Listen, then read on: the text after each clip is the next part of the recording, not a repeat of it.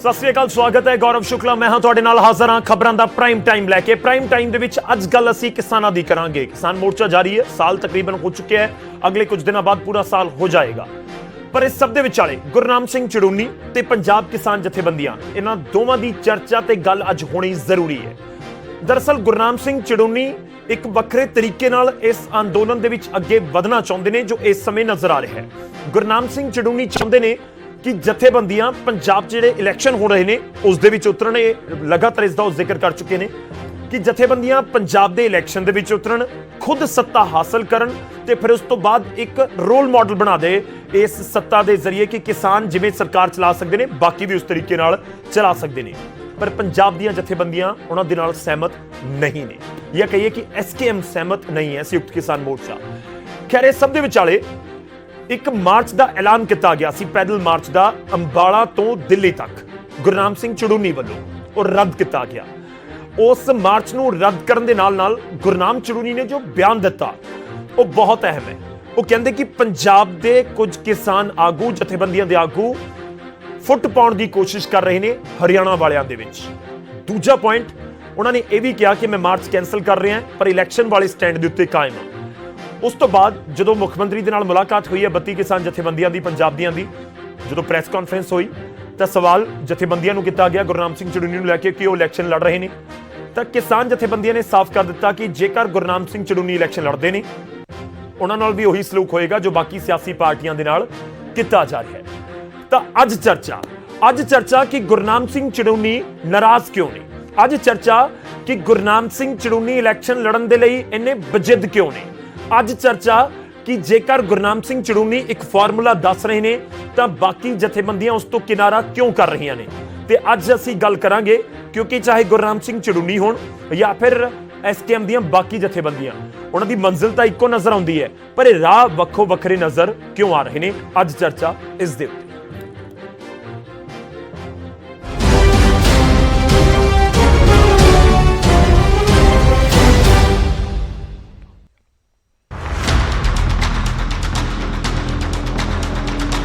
Mission Punjab ਨੂੰ ਲੈ ਕੇ ਗੁਰਨਾਮ ਚੜੂਨੀ ਤੇ ਪੰਜਾਬ ਦੀਆਂ ਜਥੇਬੰਦੀਆਂ ਦੇ ਵਿਚਾਲੇ ਫੁੱਟ ਪੈਂਦੀ ਹੋਈ ਨਜ਼ਰ ਆ ਰਹੀ ਹੈ। ਗੁਰਨਾਮ ਚੜੂਨੀ ਨੇ ਫਤਿਹਗੜ੍ਹ ਸਾਹਿਬ ਤੋਂ ਉਮੀਦਵਾਰ ਐਲਾਨ ਦਿੱਤਾ ਹੈ, ਜਿਸ ਨੂੰ ਲੈ ਕੇ ਪੰਜਾਬ ਦੀਆਂ ਜਥੇਬੰਦੀਆਂ ਦਾ ਕਹਿਣਾ ਹੈ ਕਿ ਚੜੂਨੀ ਦੇ ਮਿਸ਼ਨ ਪੰਜਾਬ ਦੇ ਨਾਲ ਅਸੀਂ ਸਹਿਮਤ ਨਹੀਂ ਹਾਂ। ਨਾਲ ਹੀ ਕਿਹਾ ਕਿ ਜੋ ਫੈਸਲਾ ਵਾਪਸ ਨਹੀਂ ਲੈਂਦੇ ਤੇ ਉਸ ਦੇ ਨਾਲ ਵੀ ਸਿਆਸੀ ਪਾਰਟੀਆਂ ਵਾਲਾ ਹੀ ਹਾਲ ਹੋਵੇਗਾ। ਕਿ ਪੰਜਾਬ ਦੀਆਂ ਜਥੇਬੰਦੀਆਂ ਉਹਨਾਂ ਦੇ ਮਿਸ਼ਨ ਪੰਜਾਬ ਨਾਲ ਬਿਲਕੁਲ ਸਹਿਮਤ ਨਹੀਂ। ਜੋ ਸੰਯੁਕਤ ਕਿਸਾਨ ਮੋਰਚੇ ਦਾ ਨਾਮ ਲੈਂਦੇ ਨੇ ਉਹ ਗਲਤ ਲੈਂਦੇ ਨੇ। ਉਹਨਾਂ ਨਾਲ ਉਹੀ ਸਲੂਕ ਹੋਏਗਾ ਜੋ ਬਾਕੀ ਪੋਲੀਟੀਕਲ ਪਾਰਟੀਆਂ ਨਾਲ ਹੁੰਦਾ ਹੈ। ਸਿਰਫ ਇੰਨਾ ਹੀ ਨਹੀਂ, ਚੜੂਨੀ ਨੇ 25 ਨਵੰਬਰ ਨੂੰ ਅੰਬਾਲਾ ਤੋਂ ਦਿੱਲੀ ਤੱਕ ਪੈਦਲ ਮਾਰਚ ਦਾ ਐਲਾਨ ਕੀਤਾ ਸੀ, ਜਿਸ ਤੋਂ ਬਾਅਦ ਸੰਯੁਕਤ ਕਿਸਾਨ ਮੋਰਚੇ ਨੇ 24 ਨਵੰਬਰ ਨੂੰ ਮਾਰਚ ਕੱਢਣ ਦਾ ਐਲਾਨ ਕਰ ਦਿੱਤਾ, ਜਿਸ ਨੂੰ ਲੈ ਕੇ ਚੜੂਨੀ ਨੇ ਪੰਜਾਬ ਦੀਆਂ ਜਥੇਬੰਦੀਆਂ ਤੇ ਫੁੱਟ ਪਾਉਣ ਦੇ ਇਲਜ਼ਾਮ ਲਗਾਏ ਨੇ। हमारी फूट जनता के सामने नहीं जानी चाहिए। हमें सिर झुकाना पड़े तो झुकाएंगे और आंदोलन के लिए कटवाना पड़े तो कटवाएंगे। फूट है इसलिए जनता के सामने ना जाए? कोई फूट नहीं है, लेकिन कुछ लोग जो भी हमें कोई काटने की तैयारी कर रहे हैं उनका उनसे जो लोगों में भावना जारी है उस भावना का यही इलाज था कि हम अपनी कैंसर कर दे वो अपनी कर लें।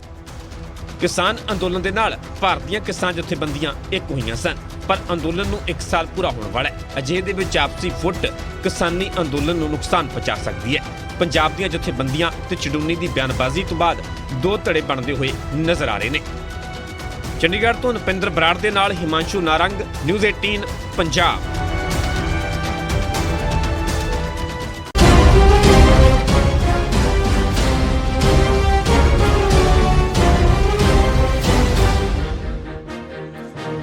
ਤਾਂ ਕਿਸਾਨਾਂ ਦੇ ਮੁੱਦੇ ਉੱਤੇ ਚਰਚਾ ਦੀ ਸ਼ੁਰੂਆਤ ਕਰਾਂਗੇ। ਮੰਜ਼ਿਲ ਇੱਕ ਨਜ਼ਰ ਆਉਂਦੀ ਹੈ ਕਿਸਾਨਾਂ ਦੀ, ਪਰ ਰਾਹ ਵੱਖੋ ਵੱਖਰੇ ਨਜ਼ਰ ਆਉਂਦੇ ਨੇ। ਤੇ ਦੂਜੇ ਪਾਸੇ ਜੇ ਸਪਸ਼ਟ ਸ਼ਬਦਾਂ ਦੇ ਵਿੱਚ ਕਹੀਏ ਤਾਂ ਫਿਰ ਕਿਸਾਨ ਗੁਰਨਾਮ ਸਿੰਘ ਚੜੂਨੀ ਵਰਸਸ ਬਾਕੀ ਪੰਜਾਬ ਦੀਆਂ ਕਿਸਾਨ ਜਥੇਬੰਦੀਆਂ ਵੀ ਨਜ਼ਰ ਆ ਰਹੀਆਂ ਨੇ।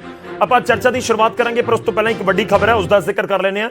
ਪੰਜਾਬ ਡਰੱਗ ਕੇਸ ਦੇ ਵਿੱਚ ਮਜੀਠੀਆ ਦੇ ਵੱਲੋਂ ਹਾਈ ਕੋਰਟ ਦਾ ਰੁਖ ਕੀਤਾ ਗਿਆ ਹੈ। ਹਾਈ ਕੋਰਟ ਦੇ ਵਿੱਚ ਇੱਕ ਪਟੀਸ਼ਨ ਦਾਖਲ ਕੀਤੀ ਗਈ ਹੈ ਤੇ ਮੰਗ ਕੀਤੀ ਗਈ ਹੈ ਕਿ ਉਹਨਾਂ ਨੂੰ ਵੀ ਪਾਰਟੀ ਬਣਾਇਆ ਜਾਵੇ ਇਸ ਪੂਰੇ ਕੇਸ ਦੇ ਵਿੱਚ। ਬਿਕਰਮ ਮਜੀਠੀਆ ਕਹਿ ਰਹੇ ਨੇ ਕਿ ਫੈਸਲਾ ਸੁਣਾਉਣ ਤੋਂ ਪਹਿਲਾਂ ਮੈਨੂੰ ਸੁਣਿਆ ਜਾਵੇ। ਵੱਡੀ ਖਬਰ ਹੈ ਕਿਉਂਕਿ ਐਸਟੀਐਫ ਦੀ ਰਿਪੋਰਟ ਨੂੰ ਲੈ ਕੇ ਲਗਾਤਾਰ ਇਸ ਸਮੇਂ ਸਿਆਸੀ ਘਮਸਾਨ ਨਜ਼ਰ ਆ ਰਿਹਾ ਹੈ। ਨਵਜੋਤ ਸਿੰਘ ਸਿੱਧੂ ਲਗਾਤਾਰ ਇਹ ਕਹਿ ਰਹੇ ਨੇ ਕਿ ਜਿਹੜੀ ਐਸਟੀਐਫ ਦੀ ਰਿਪੋਰਟ ਹੈ ਉਸ ਨੂੰ ਜਨਤਕ ਕੀਤਾ ਜਾਵੇ ਤੇ ਉਸ ਤੋਂ ਬਾਅਦ ਫਿਰ ਪਰਚੇ ਦਰਜ ਕੀਤੇ ਜਾਣ। ਪਰ ਇਸ ਸਭ ਦੇ ਵਿਚਾਲੇ ਬਿਕਰਮ ਮਜੀਠੀਆ ਦੇ ਵੱਲੋਂ ਪੰਜਾਬ ਡਰੱਗ ਕੇਸ ਦੇ ਨਾਲ ਜਿਹੜਾ ਮਾਮਲਾ ਜੁੜਿਆ ਹੋਇਆ ਹੈ ਉਸ ਮਾਮਲੇ 'ਚ ਹਾਈ ਕੋਰਟ ਦਾ ਰੁਖ ਕਰ ਲਿਆ ਗਿਆ। ਅਕਾਲੀ ਦਲ ਦੇ ਵੱਡੇ ਆਗੂ ਨੇ ਬਿਕਰਮ ਮਜੀਠੀਆ ਤੇ ਉਹਨਾਂ ਦੇ ਵੱਲੋਂ ਇਹ ਕਿਹਾ ਗਿਆ ਹੈ ਹਾਈ ਕੋਰਟ ਦੇ ਵਿੱਚ ਕਿ ਇਸ ਪੂਰੇ ਮਾਮਲੇ 'ਚ ਉਹਨਾਂ ਨੂੰ ਵੀ ਪਾਰਟੀ ਬਣਾਇਆ ਜਾਵੇ ਤੇ ਕੋਈ ਵੀ ਫੈਸਲਾ ਸੁਣਾਉਣ ਤੋਂ ਪਹਿਲਾਂ ਉਹਨਾਂ ਦਾ ਪੱਖ ਵੀ ਸੁਣਿਆ ਜਾਵੇ। ਇਹ ਬਿਕਰਮ ਮਜੀਠੀਆ ਕਹਿ ਰਹੇ ਨੇ ਤੇ ਉਹਨਾਂ ਨੇ ਇਲਜ਼ਾਮ ਲਗਾਏ ਕਿ ਸਿਆਸੀ ਸਾਜ਼ਿਸ਼ ਦੇ ਤਹਿਤ ਉਹਨਾਂ ਨੂੰ ਇਸ ਕੇਸ ਦੇ ਵਿੱਚ ਘਸੀਟਿਆ ਜਾ ਰਿਹਾ ਹੈ। ਬਿਕਰਮ ਮਜੀਠੀਆ ਦੇ ਵੱਲੋਂ ਐਡਵੋਕੇਟ ਨਵਕਿਰਨ ਸਿੰਘ ਤੇ ਗ੍ਰਹਿ ਮੰਤਰੀ ਰੰਧਾਵਾ ਦਾ ਵੀ ਜ਼ਿਕਰ ਕੀਤਾ ਗਿਆ। ਤਾਂ ਨਸ਼ੇ ਦੇ ਮਾਮਲੇ ਦੇ ਉੱਤੇ ਇਲੈਕਸ਼ਨ ਦਾ ਦੌਰ ਹੈ ਤੇ ਖੂਬ ਸਿਆਸਤ ਹੁੰਦੀ ਹੋਈ ਨਜ਼ਰ ਆ ਰਹੀ ਹੈ ਤੇ ਸਭ ਦੇ ਵਿਚਾਲੇ ਹਾਈ ਕੋਰਟ ਦੇ ਵਿੱਚ ਜਿਹੜੀ ਸੁਣਵਾਈ ਹੋਣੀ ਹੈ ਉਸ ਦੇ ਉੱਤੇ ਸਭ ਦੀਆਂ ਨਜ਼ਰਾਂ ਟਿਕੀਆਂ ਹੋਈਆਂ ਨੇ। ਸਰਕਾਰ ਇਹ ਲਗਾਤਾਰ ਜਾਂ ਕਹੀਏ ਕਿ ਕਾਂਗਰਸ ਦੇ ਨੁਮਾਇੰਦੇ ਮੰਗ ਕਰ ਰਹੇ ਨੇ ਕਿ ਐਸਟੀਐਫ ਦੀ ਰਿਪੋਰਟ ਨੂੰ ਜਨਤਕ ਕਰ ਦਿੱਤਾ ਜਾਵੇ, ਖਾਸ ਤੌਰ ਤੇ ਨਵਜੋਤ ਸਿੰਘ ਸਿੱਧੂ ਕਿ ਸਿੱਧੂ ਤੇ ਮਜੀਠੀਆ ਦੀ ਆਪਸੀ ਤਲਖੀ ਕਿਸੇ ਤੋਂ ਲੁਕੀ ਨਹੀਂ ਹੈ। ਜਦੋਂ ਵੀ ਸਾਹਮਣੇ ਆਏ ਨੇ ਤਾਂ ਖੂਬ ਇੱਕ ਦੂਜੇ ਦੇ ਉੱਤੇ ਵਰਦੇ ਨਜ਼ਰ ਆਏ ਨੇ।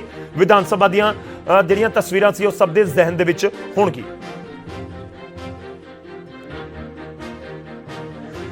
ਹੁਣ ਅਸੀਂ ਸ਼ੁਰੂਆਤ ਕਰਦੇ ਹਾਂ ਅੱਜ ਦੇ ਪ੍ਰਾਈਮ ਟਾਈਮ ਦੇ ਵਿੱਚ ਚਰਚਾ ਦੀ ਤੇ ਗੱਲ ਜੋ ਅਸੀਂ ਕਰਨੀ ਹੈ ਕਿਸਾਨ ਆਗੂਆਂ ਦੀ, ਕਿਉਂਕਿ ਨਜ਼ਰ ਆਉਂਦਾ ਹੈ ਕਿ ਇੱਕ ਪਾਸੇ ਗੁਰਨਾਮ ਸਿੰਘ ਚੜੂਨੀ ਨੇ ਤਾਂ ਦੂਜੇ ਪਾਸੇ 32 ਕਿਸਾਨ ਜਥੇਬੰਦੀਆਂ ਨੇ ਤੇ ਆਪਸ ਦੇ ਵਿੱਚ ਕਿਤੇ ਨਾ ਕਿਤੇ ਜਿਹੜੀ ਸਹਿਮਤੀ ਹੈ ਮੁੱਦਿਆਂ ਨੂੰ ਲੈ ਕੇ ਜਾਂ ਫਿਰ ਦੂਜੇ ਪਾਸੇ ਜੇ ਹੋਰ ਸੌਖੇ ਸ਼ਬਦਾਂ ਦੇ ਵਿੱਚ ਕਿਹਾ ਜਾਵੇ ਕਿ ਇੱਕ ਰਾਏ ਨਹੀਂ ਬਣਾ ਪਾ ਰਹੇ ਨੇ ਜਾਂ ਕਹੀਏ ਕਿ ਅਲੱਗ-ਅਲੱਗ ਰਾਹ ਦੇ ਉੱਤੇ ਤੁਰ ਰਹੇ ਨੇ। ਕਿਉਂ ਹੈ, ਇਸ ਦੀ ਵਜ੍ਹਾ ਕੀ ਹੈ, ਅੱਜ ਇਸ ਦੇ ਉੱਤੇ ਗੱਲਬਾਤ ਕਰਾਂਗੇ। ਸਭ ਤੋਂ ਪਹਿਲਾਂ ਤੁਹਾਡਾ ਤਾਰਫ ਕਰਵਾਉਂਦੇ ਅੱਜ ਦੇ ਮਹਿਮਾਨਾਂ ਦੇ ਨਾਲ। ਜਿਹੜੇ ਮਹਿਮਾਨ ਸਾਡੇ ਨਾਲ ਜੁੜ ਰਹੇ ਨੇ, ਸਾਡੇ ਨਾਲ ਅੱਜ ਪ੍ਰਿੰਸ ਵੜੈਚ ਜੀ ਜੁੜ ਰਹੇ ਨੇ ਜੋ ਕਿ ਚੜੂਨੀ ਗਰੁੱਪ ਨੂੰ ਰਿਪਰੈਜ਼ੈਂਟ ਕਰਨਗੇ। ਵੜੈਚ ਸਾਹਿਬ ਬਹੁਤ-ਬਹੁਤ ਸਵਾਗਤ ਹੈ। ਤੇ ਸਾਡੇ ਨਾਲ ਮਨਜੀਤ ਰਾਏ ਜੀ ਜੁੜ ਰਹੇ ਨੇ, ਪੰਜਾਬ ਕਿਸਾਨ ਜਥੇਬੰਦੀਆਂ ਜਿਹੜੀਆਂ ਹੈਗੀਆਂ ਨੇ ਉਹਨਾਂ ਨੂੰ ਰਿਪਰੈਜ਼ੈਂਟ ਕਰਨਗੇ। ਮਨਜੀਤ ਜੀ ਬਹੁਤ-ਬਹੁਤ ਸਵਾਗਤ ਹੈ। ਸਾਡੇ ਨਾਲ ਪ੍ਰੋਫੈਸਰ ਮਨਜੀਤ ਸਿੰਘ ਜੀ ਵੀ ਜੁੜ ਰਹੇ ਨੇ ਤੇ ਸਿਆਸੀ ਮਾਹਰ ਨੇ, ਕਿਸਾਨ ਆਗੂਆਂ ਦੇ ਨਾਲ ਬਹੁਤ ਨੇੜੇ ਤੋਂ ਪੂਰੇ ਅੰਦੋਲਨ 'ਚ ਕੰਮ ਕਰ ਰਹੇ ਨੇ। ਮਨਜੀਤ ਜੀ ਤੁਹਾਡਾ ਵੀ ਬਹੁਤ-ਬਹੁਤ ਸਵਾਗਤ ਹੈ। ਇਸ ਦੇ ਨਾਲ ਹੀ ਸਾਡੇ ਨਾਲ ਬੀਜੇਪੀ ਤੋਂ, ਭਾਰਤੀ ਜਨਤਾ ਪਾਰਟੀ ਤੋਂ ਵਿਨੀਤ ਜੋਸ਼ੀ ਜੀ ਵੀ ਜੁੜ ਰਹੇ ਨੇ। ਜੋਸ਼ੀ ਸਾਹਿਬ ਤੁਹਾਡਾ ਵੀ ਬਹੁਤ-ਬਹੁਤ ਸਵਾਗਤ ਹੈ। ਮੈਂ ਸ਼ੁਰੂਆਤ ਕਰਦਾ ਸਭ ਤੋਂ ਪਹਿਲਾਂ ਗੁਰਨਾਮ ਸਿੰਘ ਚੜੂਨੀ ਜਿਨ੍ਹਾਂ ਦਾ ਅਸੀਂ ਤੁਹਾਨੂੰ ਬਿਆਨ ਵੀ ਸੁਣਵਾਇਆ, ਉਹਨਾਂ ਦੇ ਗਰੁੱਪ ਤੋਂ ਹੀ, ਉਹਨਾਂ ਦੀ ਜਥੇਬੰਦੀ ਤੋਂ ਹੀ ਸ਼ੁਰੂਆਤ ਕਰਾਂਗੇ। ਪ੍ਰਿੰਸ ਵੜੈਚ ਜੀ ਸ਼ੁਰੂਆਤ ਤੁਹਾਡੇ ਤੋਂ। ਨਾਰਾਜ਼ਗੀ ਕਿਉਂ ਹੈ ਸਰ? ਨਾਰਾਜ਼ਗੀ ਕਿਉਂ ਹੈ ਐਸਕੇਐਮ ਤੋਂ? ਨਾਰਾਜ਼ਗੀ ਕਿਉਂ ਹੈ ਪੰਜਾਬ ਦੀਆਂ ਜਥੇਬੰਦੀਆਂ ਤੋਂ ਗੁਰਨਾਮ ਸਿੰਘ ਚੜੂਨੀ ਜਾਂ ਉਹਨਾਂ ਦੇ ਪੂਰੇ ਗਰੁੱਪ ਨੂੰ, ਜਥੇਬੰਦੀ ਨੂੰ? ਦੇਖੋ ਗੌਰਵ ਜੀ, ਸਾਨੂੰ ਤਾਂ ਕੋਈ ਕਿਸੇ ਤਰ੍ਹਾਂ ਦੀ ਨਾਰਾਜ਼ਗੀ ਨਹੀਂ ਹੈ। ਸਗੋਂ ਨਾਰਾਜ਼ਗੀ ਤਾਂ ਕਿਤੇ ਨਾ ਕਿਤੇ ਲੱਗ ਰਿਹਾ ਕਿ ਕੁਝ ਚੁਣਿੰਦਾ ਕਿਸਾਨ ਆਗੂ ਨੇ, ਚਾਹੇ ਉਹ ਐਸਕੇਐਮ ਚ ਨੇ ਜਾਂ ਪੰਜਾਬ ਚ ਨੇ, ਜਿਨ੍ਹਾਂ ਨੂੰ ਸਾਡੇ ਤੋਂ ਕੋਈ ਸਮੱਸਿਆ ਹੈ, ਸ਼ਾਇਦ ਕੋਈ ਦਵੇਸ਼ ਭਾਵਨਾ ਹੈ ਜਾਂ ਕੋਈ ਨਾਰਾਜ਼ਗੀ ਹੈ। ਸਾਨੂੰ ਤਾਂ ਕੋਈ ਨਾਰਾਜ਼ਗੀ ਨਹੀਂ ਹੈ। ਅਸੀਂ ਤਾਂ ਆਪਣਾ ਡਟ ਕੇ ਅੰਦੋਲਨ 'ਚ ਯੋਗਦਾਨ ਪਾ ਰਹੇ ਹਾਂ, ਅੰਦੋਲਨ ਨੂੰ ਮਜ਼ਬੂਤ ਕਰ ਰਹੇ ਹਾਂ। ਨਹੀਂ, ਜਿਹੜੇ ਸ਼ਬਦਾਂ ਦਾ ਇਸਤੇਮਾਲ ਹੋਇਆ ਨਾ ਸਿਰਫ ਕਿ ਪੰਜਾਬ ਦੇ ਕੁਝ ਲੀਡਰ ਫੁੱਟ ਪਾਉਣ ਦੀ ਕੋਸ਼ਿਸ਼ ਕਰ ਰਹੇ ਨੇ, ਉਹ ਮਤਲਬ ਉਹੀ ਹੁੰਦਾ ਕਿ ਨਾਰਾਜ਼ਗੀ ਹੈ ਇਹ।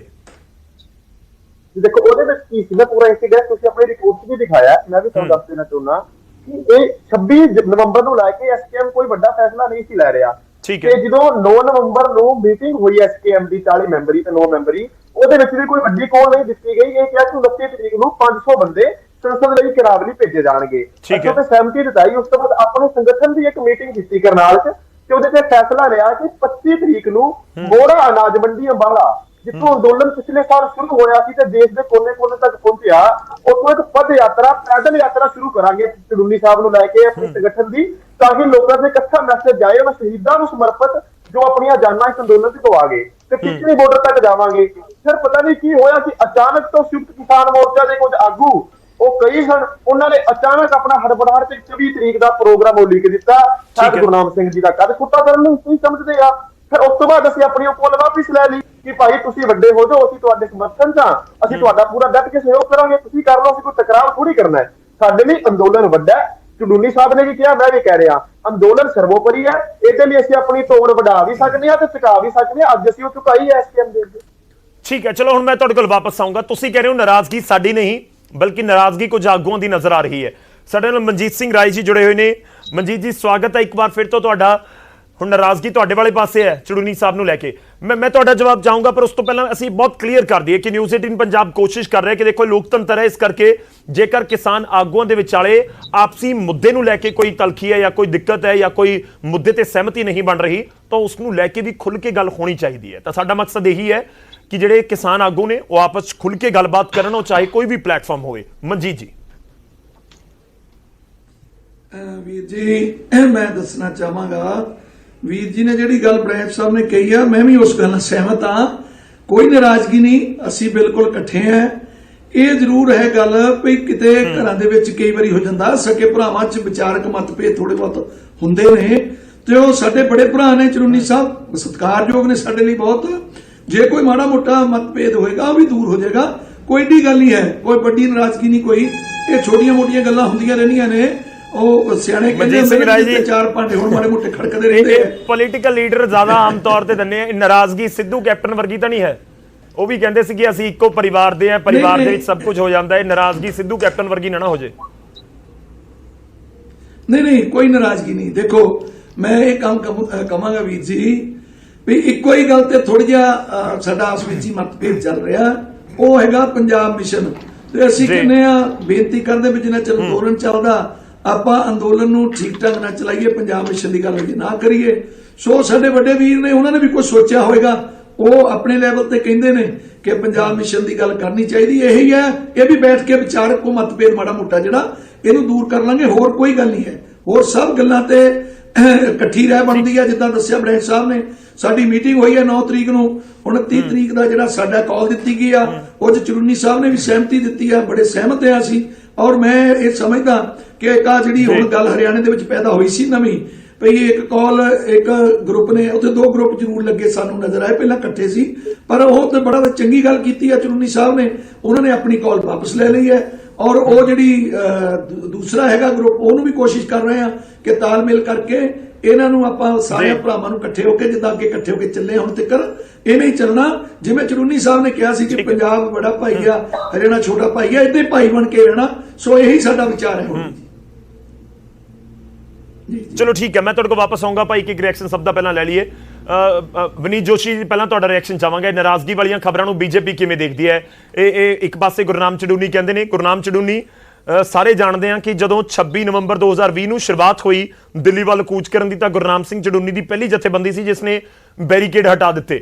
ਬੈਰੀਕੇਡ ਹਟਾ ਕੇ ਦਿੱਲੀ ਵੱਲ ਕੂਚ ਕਰਨ ਦਾ ਜੋ ਐਲਾਨ ਸੀ ਉਸ ਦੇ ਤਹਿਤ ਉਹ ਅੱਗੇ ਵਧੇ। ਕਿਵੇਂ ਦੇਖਦੀ ਹੈ ਬੀਜੇਪੀ ਇਸ ਨੂੰ?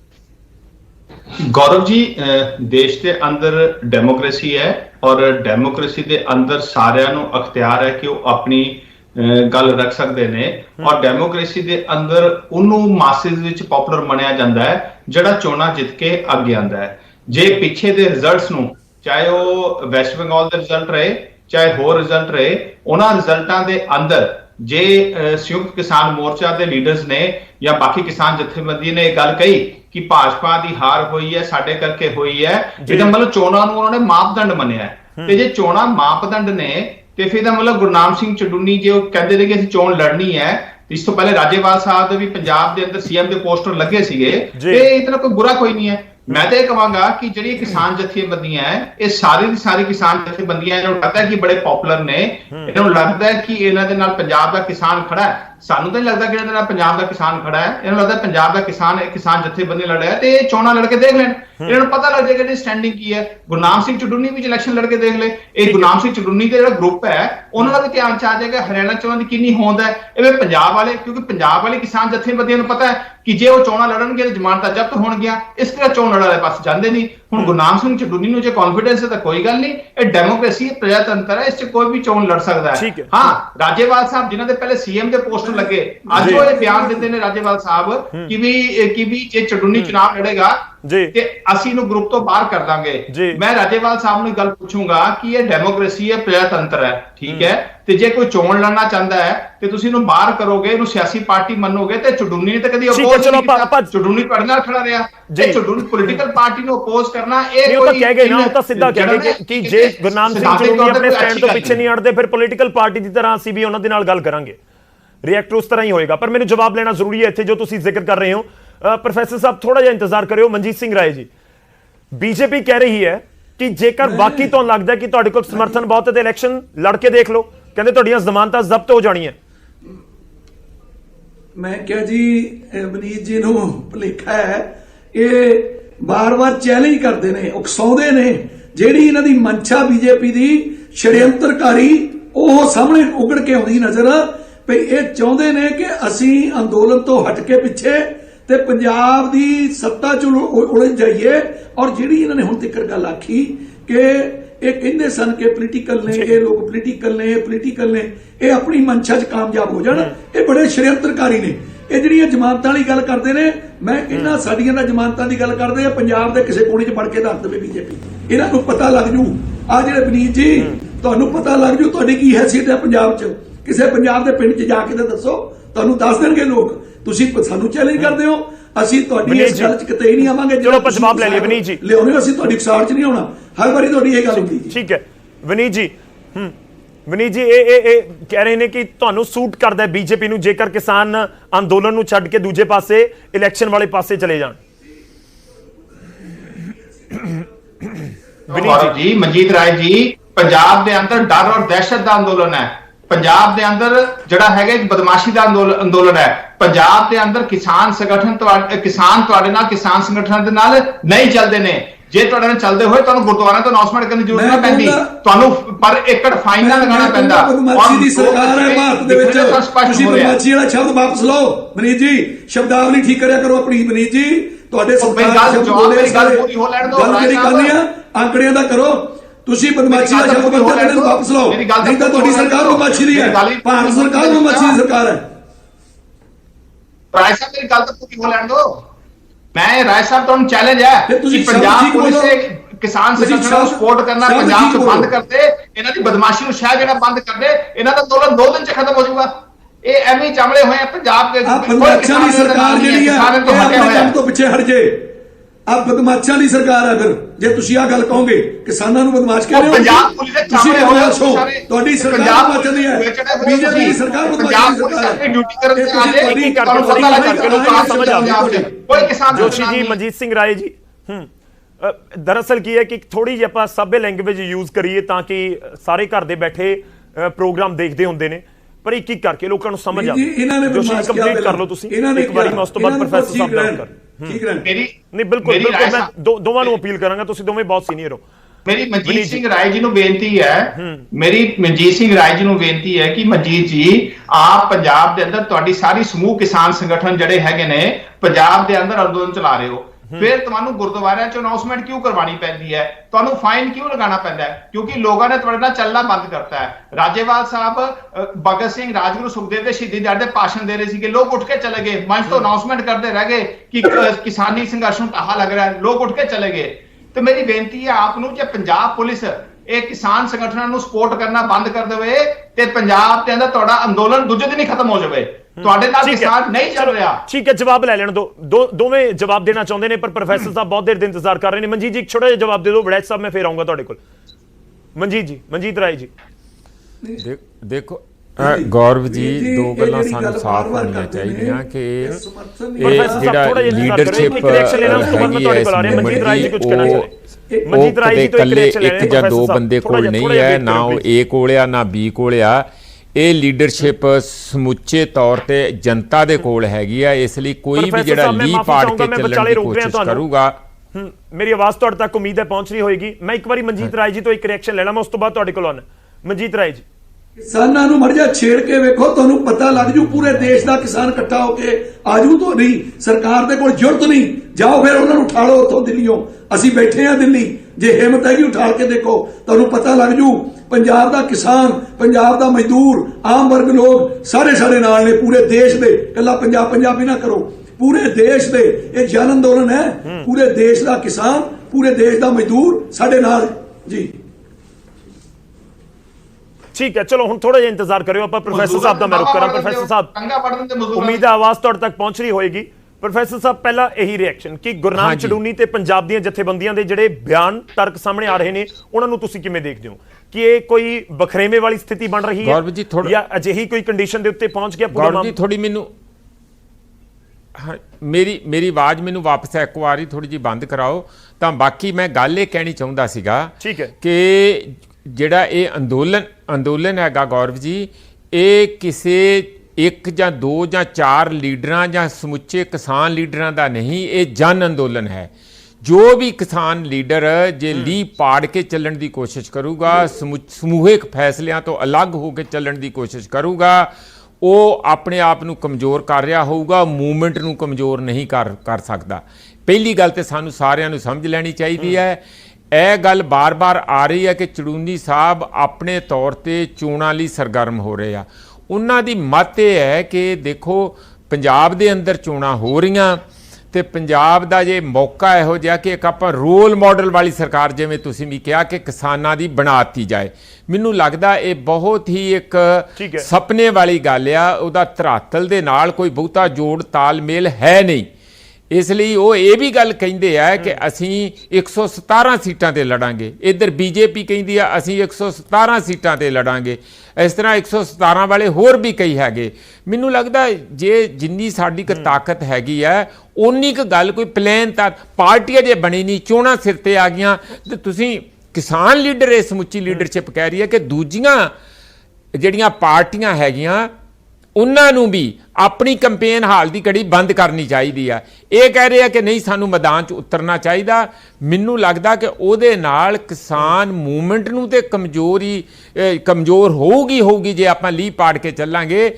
ਨਾਲੋਂ ਨਾਲ ਰੱਬ ਨਾ ਕਰੇ ਜਦੋਂ ਜ਼ਮਾਨਤਾਂ ਜ਼ਬਤ ਹੁੰਦੀਆਂ ਆ ਤਾਂ ਫਿਰ ਜਿਹੜਾ ਅੱਜ ਇੱਕ ਵੱਡਾ ਸਟੇਟਸ, ਵੱਡਾ ਰੁਤਬਾ ਲੀਡਰਾਂ ਦਾ, ਉਸ ਮੂਵਮੈਂਟ ਦਾ ਸਾਰੀ ਦੁਨੀਆ ਦੇ ਵਿੱਚ, ਸਾਰੇ ਦੇਸ਼ 'ਚ ਬਣਿਆ, ਉਹ ਵੀ ਬਹੁਤ ਕਮਜ਼ੋਰ ਪਊਗਾ। ਚੜੂਨੀ ਜੀ ਨੂੰ ਇਸ ਬਾਰੇ ਜ਼ਰੂਰ ਸੋਚਣਾ ਚਾਹੀਦਾ। ਠੀਕ ਹੈ ਪ੍ਰੋਫੈਸਰ ਸਾਹਿਬ, ਤੁਸੀਂ ਇੱਕ ਆਖਿਰ ਦੇ ਵਿੱਚ ਵੱਡੀ ਗੱਲ ਕਹੀ ਹੈ। ਤੁਹਾਨੂੰ ਲੱਗਦਾ ਕਿ ਐਸੀ ਸਥਿਤੀ ਆ ਸਕਦੀ ਹੈ ਕਿਉਂਕਿ ਕਿਸਾਨਾਂ ਨੂੰ ਸਮਰਥਨ ਤਾਂ ਮਿਲਿਆ ਹੈ, ਬੀਜੇਪੀ ਕਹਿੰਦੀ ਜ਼ਮਾਨਤਾਂ ਜ਼ਬਤ ਹੋ ਜਾਣੀਆਂ, ਤੁਹਾਨੂੰ ਲੱਗਦਾ ਕਿ ਐਸੀ ਕੋਈ ਕੰਡੀਸ਼ਨ ਜਾਂ ਐਸੀ ਕੋਈ ਸਥਿਤੀ ਆ ਸਕਦੀ ਹੈ ਜੇ ਇਲੈਕਸ਼ਨ ਲੜ ਲਏ ਜਾਣ? ਨਹੀਂ ਦੇਖੋ ਇਹਨਾਂ ਨੂੰ ਆਪਾਂ ਨੂੰ ਦੇਖੋ ਹੈ ਤੇ ਇਹ ਜਨ ਅੰਦੋਲਨ, ਪਰ ਤੁਸੀਂ ਜਦੋਂ ਵੱਡੀਆਂ ਰਾਜਨੀਤਿਕ ਪਾਰਟੀਆਂ ਨਾਲ ਆਮਣੇ ਸਾਹਮਣੇ ਟੱਕਰ ਲੈਂਦੇ ਆ ਤੇ ਉਹ ਪਾਰਟੀਆਂ ਜਿਹੜੀਆਂ ਕਿਤੇ ਵੀ ਜਿਹੜੀ ਸਿਵਲ ਸੁਸਾਇਟੀ ਦੀ ਐਡੀ ਤਕੜੀ ਕੋਈ ਲਹਿਰ ਆ, ਐਡਾ ਵੱਡਾ ਅੰਦੋਲਨ, ਉਹਨੂੰ ਮਜ਼ਬੂਤ ਹੁੰਦਾ ਨਹੀਂ ਦੇਖਣਾ ਚਾਹੁੰਦੀਆਂ। ਉਹਨਾਂ ਸਾਰਿਆਂ ਨੂੰ ਇਸ ਗੱਲ ਦਾ ਦਰਦ ਆ ਕਿ ਅੱਜ ਕਿਸਾਨ ਲੀਡਰ ਜਿਹੜੇ ਆ ਉੱਠ ਕੇ ਕਿਸੇ ਨੂੰ ਵੀ, ਕਿਸੇ ਚੀਫ ਮਿਨਿਸਟਰ ਨੂੰ, ਅੱਜ ਦੀ ਤੁਸੀਂ ਗੱਲ ਸੁਣ ਲਓ, ਉੱਥੇ ਮਾੜਾ ਜਿਹਾ ਉਹਨਾਂ ਨੂੰ ਕਿਸਾਨ ਲੀਡਰਾਂ ਨੂੰ ਅੰਦਰ ਨਹੀਂ ਜਾਣ ਦਿੱਤਾ ਤੇ ਚੀਫ ਮਿਨਿਸਟਰ ਬਾਹਰ ਆ ਕੇ ਹੱਥ ਜੋੜ ਕੇ ਅੰਦਰ ਲੈ ਕੇ ਗਏ ਕਿ ਸੌਰੀ ਸਾਡੇ ਕੋਲੋਂ ਤੁਹਾਨੂੰ ਇੱਥੇ ਇਹਨਾਂ ਨੂੰ ਥੋੜੀ ਤਕਲੀਫ ਹੋਈ ਹੈ। ਇਹ ਗੱਲ ਜਿੱਦਣ ਤੁਸੀਂ ਮੈਦਾਨ 'ਚ ਬਰਾਬਰ ਆ ਕੇ ਚੋਣਾਂ ਲੜ ਕੇ ਖੁਦਾ ਨਾ ਖਾਸਤਾ ਤੁਸੀਂ ਹਾਰ ਜਾਂਦੇ ਆ, ਸਾਰੀ ਤੁਹਾਡੀ ਲੀਡਰਸ਼ਿਪ ਦਾ ਜਿਹੜਾ ਰੁਤਬਾ ਉਹਦੀ ਹਵਾ ਨਿਕਲ ਜਾਊਗੀ। ਫਿਰ ਤੁਹਾਨੂੰ ਕੋਈ ਨਹੀਂ ਪੁੱਛੂਗਾ, ਉਹ ਕਹਿਣਗੇ ਦੇਖ ਲਿਆ ਸੀ ਚੋਣਾਂ ਲੜ ਕੇ, ਦੇਖ ਲਿਆ ਕਿੰਨੇ ਕੁ ਤੁਹਾਡੇ ਨਾਲ ਲੋਕ ਹੈਗੇ ਆ। ਉਹ ਗੱਲ ਨਹੀਂ ਹੋਣੀ ਚਾਹੀਦੀ ਜੀ। ਠੀਕ ਹੈ, ਤੁਹਾਡਾ ਵੈਲਿਡ ਪੁਆਇੰਟ ਹੈ। ਪ੍ਰਿੰਸ ਵੜੈਚ ਜੀ, ਤੁਸੀਂ ਪਹਿਲਾਂ ਵੀ ਰਿਐਕਟ ਕਰਨਾ ਚਾਹ ਰਹੇ ਸੀ ਤੇ ਸਵਾਲ ਪ੍ਰੋਫੈਸਰ ਸਾਹਿਬ ਵਾਲਾ ਵੀ ਹੈ ਕਿ ਅੱਜ ਤਾਂ ਸੀਐਮ ਬਾਹਰ ਆਉਂਦਾ ਬੁਲਾਉਣ ਕਿ ਜੇਕਰ ਕੋਈ ਦਿੱਕਤ ਹੋ ਗਈ, ਧਰਨਾ ਦੇ ਦਿੱਤਾ, ਸੀਐਮ ਖੁਦ ਉੱਠ ਕੇ ਬਾਹਰ ਆਉਂਦੇ ਨੇ ਕਿ ਨਹੀਂ ਕੋਈ ਗੱਲ ਨਹੀਂ, ਆਓ ਤੁਸੀਂ ਸਾਡੇ ਨਾਲ ਬੈਠ ਕੇ ਗੱਲ ਕਰੋ। ਜਿੱਦਣ ਪੋਲੀਟੀਕਲ ਪਾਰਟੀ ਬਣ ਗਈ ਫਿਰ ਸੀਐਮ ਸਾਹਿਬ ਨੇ ਬਾਹਰ ਨਹੀਂ ਆਉਣਾ, ਫਿਰ ਤਾਂ ਚੋਣ ਮੈਦਾਨ ਦੇ ਵਿੱਚ ਹੀ ਨਜ਼ਰ ਆਉਣਗੇ ਤੁਹਾਨੂੰ ਬਰਾਬਰ, ਉਹ ਚਾਹੇ ਕਾਂਗਰਸ ਹੋਵੇ, ਅਕਾਲੀ ਦਲ ਹੋਵੇ, ਆਮ ਆਦਮੀ ਪਾਰਟੀ, ਬੀਜੇਪੀ ਜਾਂ ਕੋਈ ਵੀ। ਪ੍ਰਿੰਸ ਜੀ, ਇਹ ਪ੍ਰੋਫੈਸਰ ਸਾਹਿਬ ਦਾ ਨਿੱਜੀ ਵਿਚਾਰ, ਨਿੱਜੀ ਮਤ ਹੋ ਸਕਦਾ ਹੈ ਕਿ ਐਵੇਂ ਦਾ ਕੁਝ ਹੋਏਗਾ, ਪਰ ਜਿਹੜੀ ਗੱਲ ਪ੍ਰੋਫੈਸਰ ਸਾਹਿਬ ਨੇ ਕਹੀ, ਅਗਰ ਜ਼ਮਾਨਤਾਂ ਜ਼ਬਤ ਹੋ ਗਈਆਂ, ਦੂਜਾ ਰਾਜਨੀਤਿਕ ਪਾਰਟੀਆਂ ਨਾਲ ਲੜਾਈ ਹੈ, ਉਹ ਬੜੇ ਛਡਯੰਤਰਕਾਰੀ ਲੋਕ ਨੇ, ਅਸੀਂ ਮੰਨਦੇ ਹਾਂ ਛਡਯੰਤਰਕਾਰੀ ਲੋਕ ਨੇ। ਸਾਡੀ ਲੜਾਈ ਮਹਾਕਰਪਟ ਤੇ ਭ੍ਰਿਸ਼ਟ ਲੋਕਾਂ ਨਾਲ ਹੈ, ਪਰ ਸਾਨੂੰ ਪ੍ਰਯਾਸ ਤਾਂ ਕਰਨਾ ਚਾਹੀਦਾ ਹੈ ਨਾ, ਸਾਨੂੰ ਪ੍ਰਯਾਸ ਤਾਂ ਕਰਨਾ ਪਏਗਾ ਕਿ ਰਾਜਨੀਤੀ 'ਚ ਜੋ ਗੰਦਗੀ ਪੈਦਾ ਹੋ ਗਈ, ਤੁਸੀਂ ਕਿਉਂ ਨਹੀਂ ਸਮਝਾ ਪਾ ਰਹੇ ਸਰ? ਤੁਸੀਂ ਐਸਕੇਐਮ ਦੇ ਬਾਕੀ ਆਪਣੇ ਆਗੂਆਂ ਨੂੰ ਕਿਉਂ ਨਹੀਂ ਸਮਝਾ ਪਾ ਰਹੇ ਕਿ ਜਿਹੜੀ ਚੀਜ਼ ਤੁਹਾਨੂੰ ਭਵਿੱਖ ਦੇ ਵਿੱਚ ਦਿਖ ਰਹੀ ਹੈ ਕਿ ਇਸ ਤਰ੍ਹਾਂ ਕਰ ਦਿੱਤਾ ਜਾਵੇ, ਬਾਕੀ ਕਿੰਨੇ ਲੀਡਰ ਤੁਹਾਡੇ ਨਾਲ ਨੇ? ਇਹ ਦੱਸੋ, ਗੁਰਨਾਮ ਸਿੰਘ ਚੜੂਨੀ ਨੂੰ ਕਿੰਨੇ ਲੀਡਰਾਂ ਦਾ ਸਮਰਥਨ ਮਿਲਿਆ? ਦੇਖੋ ਇਹਦੇ ਵਿੱਚ ਕੀ ਚੱਕਰ ਹੈ ਕਿ ਜ਼ਰੂਰੀ ਨਹੀਂ ਕਿ ਐਸਕੇਐਮ ਦਾ ਹਰ ਇੱਕ ਲੀਡਰ ਉਹਦੇ ਨਾਲ ਐਕਸੈਪਟੈਂਸ ਆਪਣੀ ਦੇ। ਪੰਜਾਬ ਦੇ ਲੋਕਾਂ ਦਾ ਪ੍ਰਵਾਹ ਹੁੰਗਾਰਾ ਮਿਲ ਰਿਹਾ ਹੈ, ਜਿੱਥੇ ਵੀ ਮਹਾਪੰਚਾਇਤ ਹੋ ਰਹੀ ਹੈ, ਹਜ਼ਾਰਾਂ। ਨਹੀਂ ਪ੍ਰਿੰਸ ਵੜੈਚ ਜੀ, ਦੇਖੋ ਬਹੁਤ ਲੋਕਤੰਤਰ ਦੇ ਵਿੱਚ ਕੀ ਹੁੰਦਾ ਹੈ, ਵੋਟਾਂ ਦੀ ਗੱਲ ਹੁੰਦੀ ਹੈ ਨਾ, ਇਹ ਵੀ ਐਸਕੇਐਮ ਦੇ ਵਿੱਚ ਵੀ ਵੋਟਾਂ ਦੀ ਗੱਲ ਹੋਏਗੀ। ਜਦੋਂ 1.5 ਸਾਲ ਕਾਨੂੰਨ ਮੁਲਤਵੀ ਕੀਤੇ ਜਾ ਰਹੇ ਸੀ, ਉਸ ਸਮੇਂ ਵੀ ਵੋਟਾਂ ਇੱਕ ਤਰੀਕੇ ਨਾਲ ਖਬਰ ਨਿਕਲ ਕੇ ਸਾਹਮਣੇ ਆਈ ਕਿ ਵੋਟਾਂ ਅੰਦਰ ਪਾਈਆਂ ਗਈਆਂ, ਸਹਿਮਤੀ ਨਹੀਂ ਬਣੀ ਤੇ ਫਿਰ ਡਿਸੀਜਨ ਨਹੀਂ ਲਿਆ ਗਿਆ। ਤਾਂ ਗੱਲ ਇਹੀ ਹੈ ਕਿ ਐਸਕੇਐਮ ਦੇ ਤੁਹਾਡੇ ਨਾਲ ਹੈ 10 ਲੀਡਰ ਕਿ ਜਿਹੜੀਆਂ 10 ਜਥੇਬੰਦੀਆਂ ਕਹਿੰਦੀਆਂ ਹੁਣ ਕਿ ਗੁਰਨਾਮ ਸਿੰਘ ਚੜੂਨੀ ਠੀਕ ਕਹਿ ਰਹੇ ਨੇ, ਲੜੋ ਇਲੈਕਸ਼ਨ। ਦੇਖੋ ਪੰਜਾਬ ਦੇ ਵੀ ਕੁਝ ਲੀਡਰ ਹੈ ਨੇ ਜੋ ਭਾਰਤੀ ਕਿਸਾਨ ਮਜ਼ਦੂਰ ਜੋ ਫੈਡਰੇਸ਼ਨ ਅਸੀਂ ਬਣਾਈ ਆ, ਉਹਦੇ ਅੰਦਰ ਸਾਡੇ ਨਾਲ ਸ਼ਮੂਲੀਅਤ ਕਰਦੇ ਨੇ, ਉਹ ਸਹਿਮਤ ਨੇ ਕਿ ਪੰਜਾਬ ਦੇ ਅੰਦਰ ਪੰਜਾਬ ਮਿਸ਼ਨ ਚੱਲਣਾ ਚਾਹੀਦਾ ਹੈ। ਤੇ ਚੰਗੇ ਸਮਾਜਿਕ ਪੰਚਾਇਤੀ ਇਮਾਨਦਾਰ ਲੋਕਾਂ ਨੂੰ ਰਾਜਨੀਤੀ 'ਚ ਲੈ ਕੇ ਆਉਣਾ ਚਾਹੀਦਾ ਤਾਂ ਕਿ ਉਹ ਚੰਗੀਆਂ ਨੀਤੀਆਂ ਨਿਰਧਾਰਿਤ ਕਰ ਸਕਣ ਤਾਂ ਕਿ ਕਿਸਾਨਾਂ ਦਾ ਭਵਿੱਖ ਸੰਵਰ ਸਕੇ। ਤੇ ਮੈਂ ਨਹੀਂ ਸਮਝਦਾ ਇਹ 'ਚ ਕੋਈ ਗਲਤ ਗੱਲ ਹੈ। ਠੀਕ ਹੈ ਮਨਜੀਤ ਸਿੰਘ ਰਾਏ ਜੀ, ਹੁਣ ਤੁਹਾਡਾ ਰਿਐਕਸ਼ਨ। ਉਹ ਕਹਿ ਰਹੇ ਕਿ ਕੁਝ ਜਥੇਬੰਦੀਆਂ ਚਾਹੁੰਦੀਆਂ ਨੇ ਤੇ ਜੇਕਰ ਤੁਸੀਂ ਅੱਗੇ ਕਦਮ ਨਹੀਂ ਚੁੱਕ ਰਹੇ, ਦੇਖੋ ਮਨਜੀਤ ਜੀ ਇੱਕ ਹੋਰ ਵੀ ਗੱਲ ਹੈ, ਵੱਡੇ ਵੱਡੇ ਅੰਦੋਲਨ ਉਦਾਹਰਨ ਨੇ ਜਿਨ੍ਹਾਂ ਦੇ ਵਿੱਚੋਂ ਪੋਲੀਟੀਕਲ ਪਾਰਟੀਆਂ ਨਿਕਲਦੀਆਂ ਨੇ। ਆਮ ਤੌਰ ਤੇ ਕੋਈ ਬਹੁਤ ਵੱਡਾ ਅੰਦੋਲਨ ਹੋ ਜਾਂਦਾ ਤਾਂ ਫਿਰ ਉਹ ਹੌਲੀ ਹੌਲੀ ਪੋਲੀਟੀਕਲ ਪਾਰਟੀ ਦਾ ਰੂਪ ਲੈ ਜਾਂਦਾ ਹੈ, ਤਾਂ ਫਿਰ ਇਸ ਵਾਰ ਕਿਉਂ ਨਹੀਂ?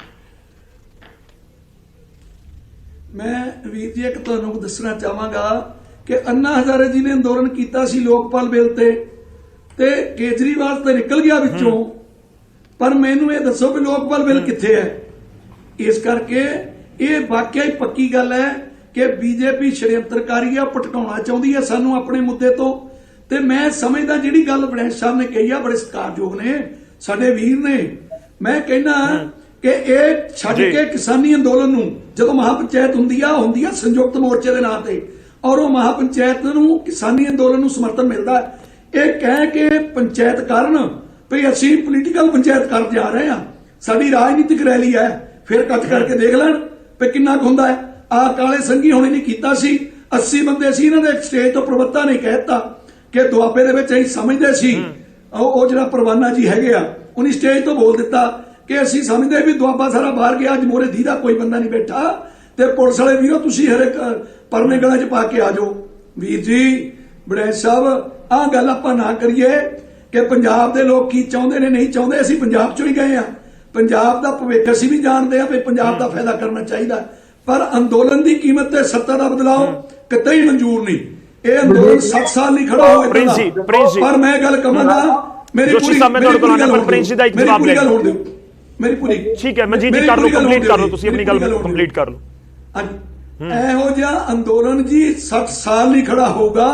ਸੱਤਾ ਤਾਂ ਅਸੀਂ ਅਗਲੇ 5 ਸਾਲ ਹੋਰ ਸੰਤਾਪ ਭੋਗ ਲਾਂਗੇ ਜਿੱਥੇ 70 ਸਾਲ ਭੋਗਿਆ, ਪਰ ਸੱਤਾ ਜਿਹੜੀ ਆ ਉਹ 5 ਸਾਲਾਂ ਤੇ ਬਦਲ ਦਿਆਂਗੇ। ਲੋਕ ਕਹਿਣਗੇ ਇਹ ਜੋ ਕਹਿੰਦੇ ਨੇ ਉਹ ਕਰਦੇ ਨੇ, ਇਹ ਆਪਣੇ ਸਿਧਾਂਤਾਂ ਦੇ ਪੱਕੇ ਨੇ, ਇਹ ਪਿੱਛੇ ਨਹੀਂ ਮੁੜੇ, ਪਹਿਲਾਂ ਕਾਨੂੰਨ ਰੱਦ ਕਰਵਾਏ ਆਏ ਤੇ ਕੱਲ ਨੂੰ ਜਦੋਂ ਮਰਜ਼ੀ ਮਤਲਬ ਤੁਸੀਂ ਫਿਊਚਰ ਦੇ ਵਿੱਚ ਪਲਾਨ ਕਰਨ ਦੀ ਸੋਚ ਰਹੇ ਹੋ? ਨਹੀਂ ਮਨਜੀਤ ਜੀ, ਤੁਹਾਡਾ ਬਿਆਨ ਇਸ਼ਾਰਾ ਕਰਦਾ ਹੈ ਕਿ ਇਸ ਵਾਰ ਦੇ ਇਲੈਕਸ਼ਨ ਛੱਡ ਦਿਓ, ਇੱਕ ਵਾਰੀ ਆਪਣਾ ਮਸਲਾ ਹੱਲ ਹੋ ਜਾਏ, ਉਸ ਤੋਂ ਬਾਅਦ ਆਪਾਂ ਸੋਚਾਂਗੇ ਫਿਰ ਚੋਣਾਂ ਬਾਰੇ, ਉਹ ਚਾਹੇ 2024 ਦੀਆਂ ਲੋਕ ਸਭਾ ਚੋਣਾਂ ਹੋਣ ਜਾਂ ਫਿਰ 2027 ਦੀਆਂ ਪੰਜਾਬ ਦੀ ਵਿਧਾਨ ਸਭਾ ਚੋਣਾਂ।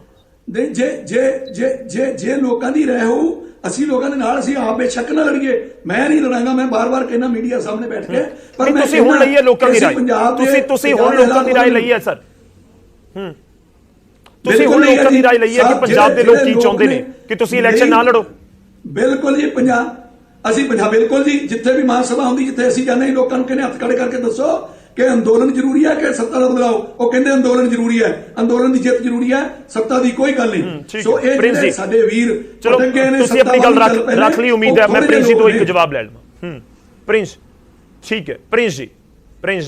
ਮਨਜੀਤ ਜੀ ਕਹਿ ਰਹੇ ਨੇ ਕਿ ਲੋਕਾਂ ਨੂੰ ਪੁੱਛਦੇ ਅੰਦੋਲਨ ਜ਼ਰੂਰੀ ਹੈ, ਅਸੀਂ ਵੀ ਕਹਿ ਰਹੇ ਹਾਂ ਅੰਦੋਲਨ ਜ਼ਰੂਰੀ ਹੈ। ਅਸੀਂ ਤਨ ਮਨ ਤਨ ਤੋਂ ਆਪਣਾ ਸਿਰ ਕਟਾਣ ਲਈ ਅੰਦੋਲਨ ਨੂੰ ਤਿਆਰ ਆ, ਲਗਾਤਾਰ ਸਭ ਤੋਂ ਜ਼ਿਆਦਾ ਮਜ਼ਬੂਤੀ ਨਾਲ ਅਸੀਂ ਅੰਦੋਲਨ ਲੜ ਰਹੇ ਹਾਂ, ਪਰ ਉਹਦੇ ਨਾਲ ਹੀ ਮਿਸ਼ਨ ਚਲਾਇਆ ਜਾ ਰਿਹਾ ਹੈ। ਮਨਜੀਤ ਜੀ ਨੇ ਕਹੀ 5 ਸਾਲ ਹੋਰ ਸੰਤਾਪ ਭੁਗਤ ਲਾਂਗੇ, ਸਾਨੂੰ ਕੋਈ ਸੱਤਾ ਦਾ ਲਾਲਚ ਨਹੀਂ। ਅਸੀਂ ਇਹ ਵੀ ਕਿਹਾ ਕਿ ਗੁਰਨਾਮ ਸਿੰਘ ਚੜੂਨੀ ਦੀ ਚੋਣ ਨਹੀਂ ਲੜ ਰਹੇ, ਨਾ ਉਹ ਚੋਣ ਇੱਥੋਂ ਪੰਜਾਬ ਤੋਂ ਕਦੀ ਲੜਨਗੇ।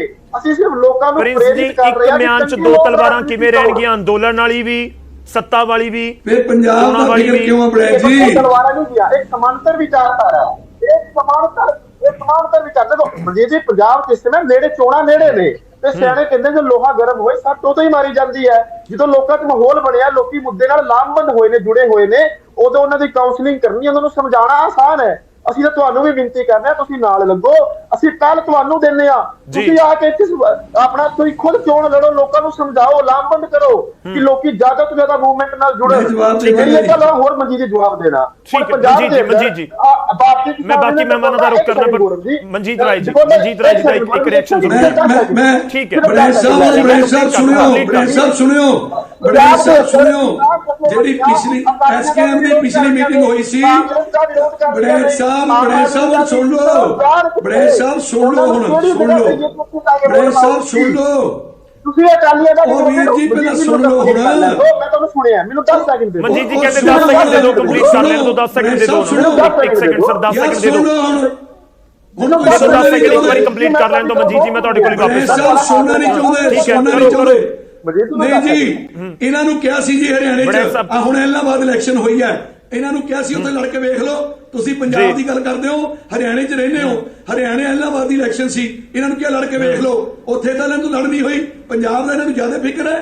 ਇਹ ਬਿਲਕੁਲ ਮੈਂ ਇਹ ਗੱਲ ਕਹਾਂਗਾ, ਇਹ ਬਿਲਕੁਲ ਆਪਾਂ ਅੰਦੋਲਨ ਤੋਂ ਭਟਕ ਗਏ। ਜਦੋਂ ਅੰਦੋਲਨ ਤੋਂ ਭਟਕ ਗਏ ਤਾਂ ਪੰਜਾਬ ਦੀ ਗੱਲ ਹੋਣ ਲੱਗ ਪਊਗੀ। ਮੈਂ ਫਿਰ ਬੇਨਤੀ ਕਰਾਂਗਾ, ਬੜੇ ਸਾਹਿਬ ਸਤਿਕਾਰਯੋਗ ਨੇ, ਚੁੰਨੀ ਸਾਹਿਬ ਸਾਡੇ ਵੱਡੇ ਵੀਰ ਨੇ, ਪੰਜਾਬ ਦੀ ਸੱਤਾ ਦਾ ਸਾਨੂੰ ਵੀ ਪੰਜਾਬ ਦਾ ਫਿਕਰ ਹੈ, ਪਰ ਅੰਦੋਲਨ ਦੀ ਕੀਮਤ ਤੇ ਸੱਤਾ ਹਾਸਲ ਕਰਨੀ ਕਿਤੇ ਹੀ ਮਨਜ਼ੂਰ ਨਹੀਂ। ਬਿਲਕੁਲ ਅਸੀਂ ਨਹੀਂ ਇਸ ਗੱਲ ਦੇ ਵਿੱਚ ਜਾਵਾਂਗੇ, ਔਰ ਜਿਹੜਾ ਵੀ ਜਾਊਗਾ। ਪ੍ਰਿੰਸ ਜੀ ਛੋਟਾ ਜਵਾਬ ਦੇ ਦਿਓ ਕਿ ਜੇ ਵਾਕਈ ਤੁਹਾਨੂੰ ਇੰਨੀ ਚਿੰਤਾ ਸੀ, ਠੀਕ ਹੈ ਸਮਾਂ ਬਹੁਤ ਘੱਟ ਹੈ। ਪ੍ਰਿੰਸ ਵੜੈਚ ਜੀ, ਐਲਨਾਬਾਦ ਵਾਲੇ ਚੋਣ ਮੈਦਾਨ ਦੇ ਵਿੱਚ ਕਿਉਂ ਨਹੀਂ ਉਤਰੇ? ਫਿਰ ਮੈਂ ਦੋਨੋਂ ਗੱਲਾਂ ਦਾ ਜਵਾਬ ਦੇ ਰਿਹਾ। ਹੁਣ ਮਨਜੀਤ ਜੀ, ਪੰਜਾਬ ਦੇ ਅੰਦਰ ਕਿਸਾਨ ਜਥੇਬੰਦੀਆਂ ਕਾਂਗਰਸ, ਅਕਾਲੀ ਤੇ ਆਪ ਸਾਰੇ ਸਿਆਸੀ ਧਿਰ ਦਾ ਵਿਰੋਧ ਕਰ ਰਹੀਆਂ ਨੇ। ਉਹ ਜਾਣ ਕਿੱਥੇ? ਹਰ ਕਿਸੇ ਦੇ ਖਿਲਾਫ ਤਾਂ ਕਾਲੇ ਝੰਡੇ ਚੁੱਕ ਕੇ ਖੜੀ ਹੋ ਗਏ, ਪਰ ਉਹ ਜਾਣ ਕਿੱਥੇ ਜਦੋਂ ਹਰ ਕੋਈ ਦੋਸ਼ੀ ਹੈ? ਜਿੱਥੇ ਐਲਾਨਾਬਾਦ ਚੁਣਾਵ ਸੀ, ਉੱਥੇ ਦੇ ਸਮੀਕਰਨ ਅਸਲੀ ਪੰਜਾਬ ਦੇ ਵਿੱਚ 17 ਸੀਟਾਂ ਨੇ, ਅਲੱਗ ਸਮੀਕਰਨ ਨੇ ਉੱਥੇ ਦੇ। ਉੱਥੇ ਕਿਸਾਨੀ ਲਈ ਲੋਕੀ ਲਾਮਬੰਦ ਹੋ ਸਕਦੇ ਨੇ। ਉੱਥੇ ਕਿਸਾਨੀ ਮੋਰਚੇ ਦੀ ਗੱਲ ਨੂੰ ਇਸ ਟਾਈਮ ਜ਼ਿਆਦਾ ਸੁਣਿਆ ਜਾ ਰਿਹਾ ਹੈ। ਅਸੀਂ ਇਸ ਕਰਕੇ ਉਹਨਾਂ ਨੂੰ ਲਾਮਬੰਦ ਕਰ ਰਹੇ ਹਾਂ ਕਿ ਚੰਗੇ ਇਮਾਨਦਾਰ ਲੋਕ ਰਾਜਕਾਮ ਤੇ ਆਪਣੀਆਂ ਨਹੀਂ ਹਰਿਆਣਾ ਕੇਵਲ ਐਲਾਨਾਬਾਦ ਸੈਂਪਲ ਸਰਵੇ ਹੋ ਜਾਂਦਾ ਨਾ ਸਰ, ਉਹ ਸੈਂਪਲ ਸਰਵੇ ਐਵੇਂ ਹੁੰਦਾ। ਇੱਕ ਸੀਟ ਨਾਲ ਸੱਤਾ ਫਰਕ ਨਹੀਂ ਸੀ ਪੈਣਾ, ਇੱਕ ਸੀਟ ਜਿੱਤ ਵੀ ਜਾਂਦੇ ਤਾਂ ਸੱਤਾ ਫਰਕ ਨਹੀਂ ਸੀ ਪੈਣਾ। ਸਰ ਤੁਸੀਂ ਆਪਣੀ ਗੱਲ ਰੱਖਣ ਜੋਗੇ ਹੁੰਦੇ, ਤੁਸੀਂ ਆਪਣੀ ਗੱਲ ਰੱਖਦੇ, ਤੁਸੀਂ ਆਪਣੀ ਗੱਲ ਰੱਖਦੇ ਨਾ, ਜੇ ਇੱਕ ਸੀਟ ਜਿੱਤ ਜਾਂਦੇ। ਉੱਥੇ ਦੇ ਸਮੀਕਰਨ ਸੈਮੀਫਾਈਨਲ ਦੀ ਤਰ੍ਹਾਂ ਹੋ ਜਾਣਾ ਸੀ। ਉਹਦੇ ਨਾਲ ਕੋਈ ਰਾਜਨੀਤਿਕ ਫਰਕ ਨਹੀਂ ਪੈ ਰਿਹਾ, ਉਹਦੇ ਨਾਲ ਫਰਕ ਨਹੀਂ ਸੀ ਪੈ ਰਿਹਾ। ਪੰਜਾਬ ਜ਼ਿਆਦਾ ਸਾਨੂੰ ਪਤਾ ਨਹੀਂ, ਮੈਜੋਰਟੀ ਆ ਜਾਂਦੀ ਹੈ। ਪੰਜਾਬ ਦੇ ਸਮੀਕਰਨ ਸਾਨੂੰ ਪਤਾ ਬੜੇ ਸਾਹਿਬ, ਜਿਹੜੇ ਸਮੀਕਰਨ ਤੁਹਾਡੇ ਕੋਲ ਹੈ ਉਹਨਾਂ ਨੂੰ ਸਾਨੂੰ ਪੰਜਾਬ ਦੇ ਸਮੀਕਰਨ ਜ਼ਿਆਦਾ ਪਤਾ ਹੈ। ਤੁਸੀਂ ਹਰਿਆਣੇ ਦੇ ਸਮੀਕਰਨ ਨਾਲ ਫਿਕਰ ਕਰੋ, ਪੰਜਾਬ ਦੇ ਸਮੀਕਰਨ ਚਲੋ ਠੀਕ ਹੈ, ਥੋੜਾ ਜਿਹਾ ਹੋਲਡ ਕਰੋ। ਮੈਂ ਇੱਕ ਵਾਰੀ ਪੰਜਾਬ 'ਚ ਹੀ ਰਹੇ ਹਾਂ। ਠੀਕ ਹੈ, ਮੈਂ ਬਾਕੀ ਮਹਿਮਾਨਾਂ ਦਾ ਰੁਖ ਕਰਾਂ ਇੱਕ ਵਾਰੀ। ਜੋਸ਼ੀ ਜੀ ਔਰ ਪ੍ਰੋਫੈਸਰ ਸਾਹਿਬ ਬਹੁਤ ਦੇਰ ਦੇ ਇੰਤਜ਼ਾਰ ਕਰ ਰਹੇ ਨੇ। ਪ੍ਰੋਫੈਸਰ ਸਾਹਿਬ, ਮੈਂ ਸ਼ੁਰੂਆਤ ਦੇ ਵਿੱਚ ਕਿਹਾ ਸੀ ਕਿ ਸਾਡਾ ਮਕਸਦ ਇਹ ਨਹੀਂ ਕਿ ਕਿਸਾਨ ਆ ਕੇ ਆਪਸ ਦੇ ਵਿੱਚ ਉਲਝਣ ਲੱਗ ਜਾਣ, ਪਰ ਦੇਖੋ ਲੋਕਤੰਤਰ ਹੈ, ਜ਼ਰੂਰੀ ਹੈ ਕਿ ਜਿਹੜੇ ਮੁੱਦਿਆਂ ਤੇ ਆਪਾਂ ਹੁਣ ਤੱਕ 1 ਸਾਲ ਤੋਂ ਅੰਦੋਲਨ ਦੇ ਮੁੱਦਿਆਂ ਤੇ ਗੱਲ ਕਰਦੇ ਆਏ ਆ, ਤੇ ਅੱਜ ਇਸ ਮੁੱਦੇ ਤੇ ਵੀ ਗੱਲ ਕਰੀਏ, ਇਸ ਤੇ ਵੀ ਸਵਾਲ ਜਵਾਬ ਹੋਣ। ਪ੍ਰੋਫੈਸਰ ਸਾਹਿਬ, ਇਹ ਪੂਰੀ ਚਰਚਾ ਤੁਸੀਂ ਸੁਣ ਰਹੇ ਹੋ, ਚੜੂਨੀ ਧੜਾ ਤਾਂ ਵਜਿੱਦ ਹੈ ਇਲੈਕਸ਼ਨ ਨੂੰ ਲੈ ਕੇ, ਇਹ ਇਸ ਦਾ ਨਿਚੋੜ ਕੱਢਿਆ ਜਾ ਸਕਦਾ ਹੁਣ ਤੱਕ ਦੀ ਡਿਬੇਟ ਤੋਂ। ਪ੍ਰੋਫੈਸਰ ਸਾਹਿਬ। ਗੌਰਵ ਜੀ, ਤੁਸੀਂ ਇਹ ਸਾਡੇ ਸ਼ਬਦ ਮਾਰਕ ਕਰ ਲਓ, ਅਸੀਂ ਦੁਬਾਰਾ ਚੋਣਾਂ ਤੋਂ ਬਾਅਦ ਮਿਲਾਂਗੇ। ਇਹ ਚਾਅ ਆਪਣਾ ਲਾ ਲੈਣ, ਅਸੀਂ ਬਹੁਤ ਲੋਕਾਂ ਦੇ ਚਾਅ ਲੈਂਦੇ ਦੇਖੇ ਆ। ਆਈਡੀਆ ਬਿਲਕੁਲ ਠੀਕ ਹੈ, ਆਈਡੀਆ ਬੜਾ ਟੈਂਪਟਿੰਗ ਹੈ ਕਿ ਚੋਣਾਂ ਸਾਨੂੰ ਇੱਕ ਰੋਲ ਮਾਡਲ ਬਣਨਾ ਚਾਹੀਦਾ, ਮਾਡਲ ਸਰਕਾਰ ਬਣਨੀ ਚਾਹੀਦੀ ਆ ਸਾਰੇ ਦੇਸ਼ ਦੇ ਵਿੱਚ।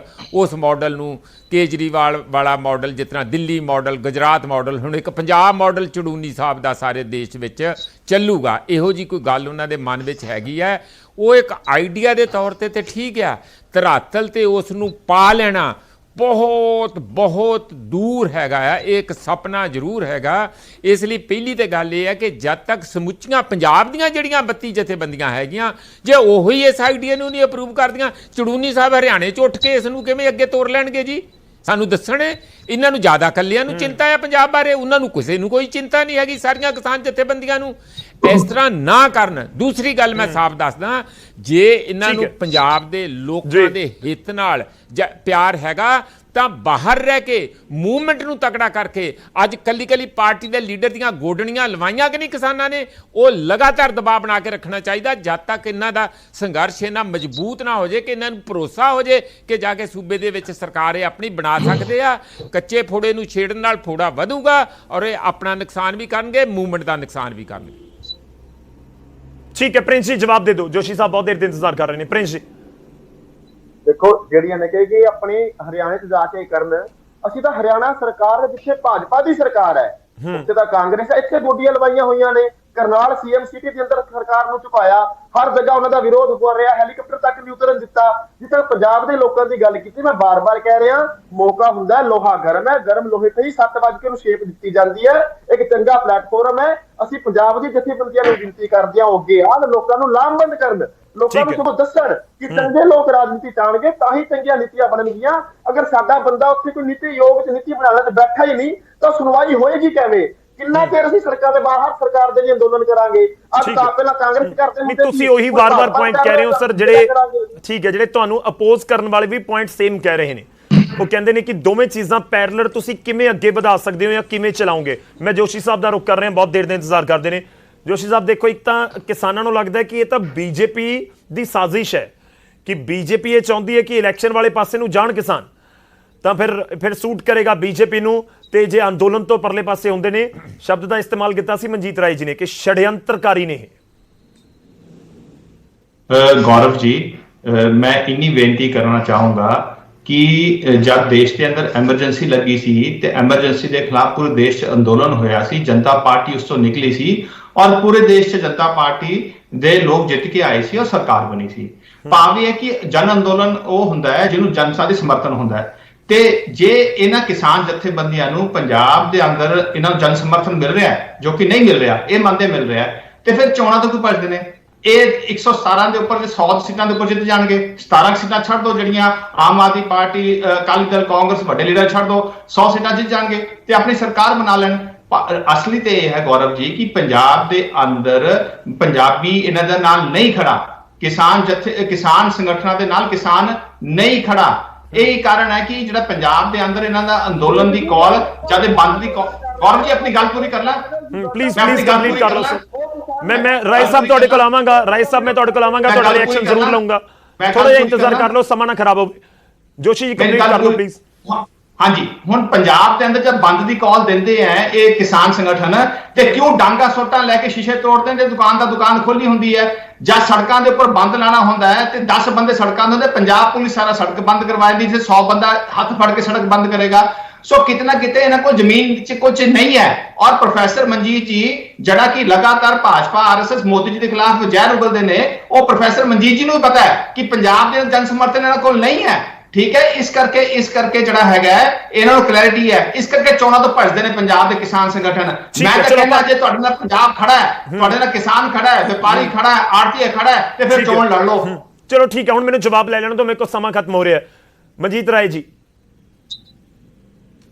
ਮੈਂ ਕਿਹਾ ਵੀਰ ਜੀ, ਇਹ ਬਨੀਤ ਜੀ ਕਹਿੰਦੇ ਆ ਇਹਨਾਂ ਨੂੰ 1 ਸਾਲ ਹੋ ਗਿਆ ਕਹਿੰਦਿਆਂ ਨੂੰ ਜੀ, 1 ਸਾਲ ਹੋ ਗਿਆ ਕਹਿੰਦਿਆਂ ਨੂੰ ਇਹਨਾਂ ਦੇ ਨਾਲ ਕਿਸਾਨ ਨਹੀਂ ਹੈ। ਇਹ ਤਾਂ ਪੋਲੀਟੀਕਲ ਲੋਕ ਨੇ, ਇਹ ਤਾਂ ਖਾਲਿਸਤਾਨੀ ਨੇ। 1 ਸਾਲ ਹੋ ਗਿਆ ਜੀ ਇਹਨਾਂ ਨੂੰ ਝੂਠ ਬੋਲਦਿਆਂ ਨੂੰ।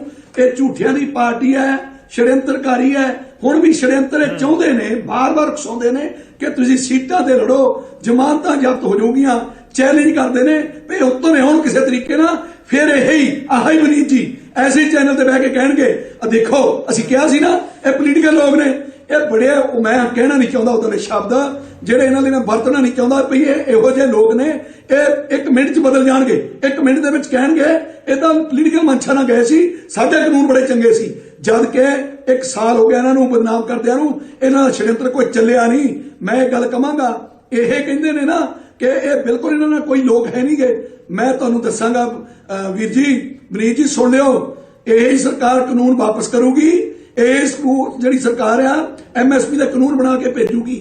ਫਿਰ ਤੁਸੀਂ ਮੰਨੋਗੇ ਵੀ ਇਹ ਜਿਹੜੇ ਲੋਕ ਨੇ ਆਪਣੀ ਮੰਗ ਮਨਾ ਕੇ ਆਏ ਨੇ, ਇਹਨਾਂ ਦੇ ਨਾਲ ਲੋਕ ਸਨ। ਕੋਈ ਗੱਲ ਨਹੀਂ, ਆਉਣ ਦਿਓ। ਚਲੋ ਠੀਕ ਹੈ, ਮੇਰੇ ਕੋਲ ਸਮਾਂ ਠੀਕ ਹੈ। ਮਨਜੀਤ ਜੀ ਤੁਸੀਂ ਆਪਣੀ ਗੱਲ ਰੱਖੀ ਹੈ, ਮੇਰੇ ਕੋਲ ਸਮਾਂ ਖਤਮ ਹੋ ਚੱਲਿਆ, ਮੈਂ ਵਿਚਾਲੇ ਤੁਹਾਨੂੰ ਰੋਕ ਰਿਹਾ। ਬਹੁਤ ਬਹੁਤ ਧੰਨਵਾਦ ਸਾਡੇ ਨਾਲ ਜੁੜਨ ਦੇ ਲਈ। ਜੋਸ਼ੀ ਜੀ ਤੁਹਾਡਾ ਵੀ, ਵੜੈਚ ਜੀ ਤੁਹਾਡਾ ਵੀ ਧੰਨਵਾਦ ਸਾਡੇ ਨਾਲ ਜੁੜਨ ਦੇ ਲਈ। ਇਸ ਚਰਚਾ ਦੇ ਵਿੱਚ ਇੱਕ ਚੀਜ਼ ਤਾਂ ਬਹੁਤ ਕਲੀਅਰ ਹੈ ਕਿ ਜੋ ਚੜੂਨੀ ਧੜਾ ਹੈ ਉਹ ਵਜਿੱਦ ਹੈ ਤੇ ਉਹ ਚਾਹੁੰਦਾ ਹੈ ਕਿ ਜਾ ਕੇ ਪੰਜਾਬ ਦੇ ਇਲੈਕਸ਼ਨ ਲੜੇ ਜਾਣ। 2-2.5 ਮਹੀਨੇ ਪੰਜਾਬ ਦੇ ਇਲੈਕਸ਼ਨ ਨੂੰ ਨੇ, ਨਵੀਂ ਪਾਰਟੀ ਫਾਰਮ ਕਰਨਾ, ਉਮੀਦਵਾਰ ਲੱਭਣਾ, ਖੜਾ ਕਰਨਾ ਉਮੀਦਵਾਰਾਂ ਨੂੰ, ਤੇ ਉਸ ਤੋਂ ਬਾਅਦ ਜਾ ਕੇ ਲੋਕਾਂ ਤੱਕ ਪਹੁੰਚ ਕਰਨੀ। ਬਾਕੀ ਸਿਆਸੀ ਪਾਰਟੀਆਂ ਜਿਨ੍ਹਾਂ ਦਾ ਕਾਡਰ ਆਲਰੇਡੀ ਹੈ ਉਹਨਾਂ ਦੇ ਨਾਲ ਮੁਕਾਬਲਾ ਕਰਨਾ ਬਹੁਤ ਔਖੀ ਜਿਹੜੀ ਪੂਰੀ ਤੁਹਾਨੂੰ ਅੱਗੇ ਦੀ ਰਾਹ ਨਜ਼ਰ ਆਉਂਦੀ ਹੈ। ਪਰ ਦੂਜੇ ਪਾਸੇ ਪੰਜਾਬ ਜਥੇਬੰਦੀਆਂ ਕਹਿ ਰਹੀਆਂ ਨੇ ਕਿ ਨਹੀਂ, ਪਰ ਕੀ ਵਾਕਈ ਇਲੈਕਸ਼ਨ ਤੋਂ ਕਿਨਾਰਾ ਕਰਕੇ ਅੰਦੋਲਨ ਮਜ਼ਬੂਤ ਹੋਏਗਾ? ਤੇ ਦੂਜਾ ਸਵਾਲ ਇਹ ਵੀ ਹੈ ਕਿ ਇਲੈਕਸ਼ਨ ਦੇ ਵਿੱਚ ਉਤਰ ਕੇ ਕੀ ਵਾਕਈ ਅੰਦੋਲਨ ਕਮਜ਼ੋਰ ਹੋ ਜਾਏਗਾ? ਖੈਰ, ਪੰਜਾਬ ਦੇ ਲੋਕ ਕੀ ਚਾਹੁੰਦੇ ਨੇ? ਉਹ ਲੋਕ ਜੋ ਅੱਜ ਕਿਸਾਨਾਂ ਦੇ ਨਾਲ ਖੜੇ ਨੇ, ਜੋ ਉਹਨਾਂ ਨੂੰ ਸਮਰਥਨ ਦੇ ਰਹੇ ਨੇ, ਉਹਨਾਂ ਦੀ ਵੀ ਰਾਏ ਬਹੁਤ ਜ਼ਰੂਰੀ ਹੈ। ਉਮੀਦ ਕਰਾਂਗੇ ਕਿ ਕਿਸਾਨ ਜਥੇਬੰਦੀਆਂ ਜੋ ਪੰਜਾਬ ਵਾਲੀਆਂ ਨੇ ਉਹਨਾਂ ਤੱਕ ਵੀ ਪਹੁੰਚ ਜ਼ਰੂਰ ਕਰਨ, ਜੋ ਕਹਿ ਰਹੇ ਨੇ ਕਿ ਅਸੀਂ ਪਹੁੰਚ ਕਰ ਵੀ ਰਹੇ ਹਾਂ। ਪ੍ਰਾਈਮ ਟਾਈਮ ਦੇ ਵਿੱਚ ਅੱਜ ਦੇ ਲਈ